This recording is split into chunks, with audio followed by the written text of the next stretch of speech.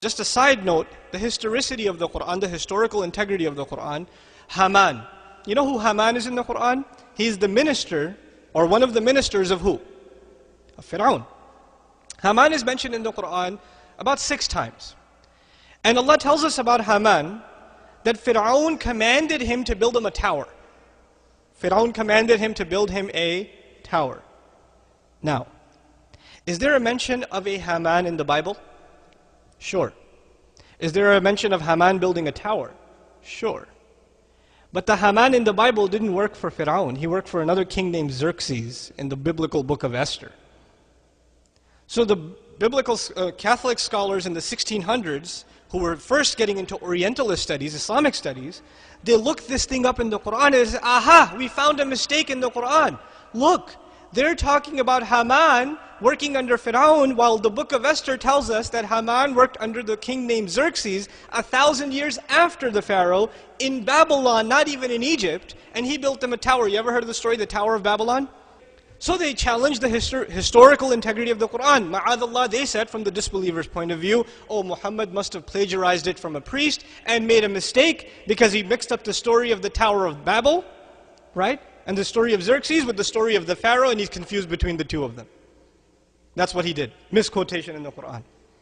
What's really interesting is, in the late 1800s, the Catholic scholarship, the body of Catholic scholarship, unanimously denied the book of Esther as a valid source of history. They acknowledged their own book, they acknowledged that their own book, unanimously, is legend, just stories made up, names made up. The Jewish encyclopedia even now tells you the book of Esther has no historical value. None whatsoever. But then it remains, this one question remains. The Quran tells us that this Quran tells Bani Israel about the things that even they disagreed in. Even they disagreed in some stuff, and this Quran tells them. This speaker is giving this to you. He can't be the speaker then. This knowledge is coming from somewhere else. Now check this out. You know Maurice Bucaille is a famous Muslim who wrote Bible, Quran, and science? Before he got into that subject, he was a historian. He wanted to study Islamic history. When he came across this problem presented by Catholic priests, he did a little research. You see, what happened in the late 1800s was the Egyptian hieroglyphics were now being revived as a language, because hieroglyphics had died. About almost 2,000 years before the Prophet ﷺ, Egyptian hieroglyphics had died as a language. And they were revived by German and French scholars. The study is called Egyptology.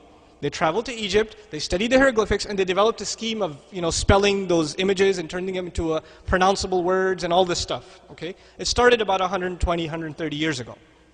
So they got into this study, and they made documentations of who the ministers that are mentioned in the documents of the Egyptians, what their roles were, etc., etc. Maurice travels to France, goes to an Egyptologist and asks him, by the way, in your records, did you see any name Haman? And he says, well, I wouldn't know, you have to go to Germany, but where did you get the name Haman? He said, well, there's a messenger, a man who claims to be a messenger, in the 7th century, who says that there was a minister of Pharaoh, whose name was what? Haman. And he told him to build a tower. He said, that's impossible. Nobody could have had access to any names from that time, because the language has already died at the Prophet's time for how long already? 2,000 years. So he travels to Germany to look up the names of different architects and constructors and ministers under the name, under the Pharaoh, specifically under the Pharaoh at the time of historical era of Musa a.s., of Moses. What does he find? Haman, minister of the stone quarries, construction. This name is discovered in the 1900s.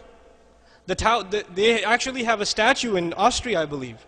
Haman written on it underneath. They revived it from Egypt. His name is Haman in Austria. The statue is sitting there. Now we don't know for sure if that's the Haman of the Quran, but still the name exists.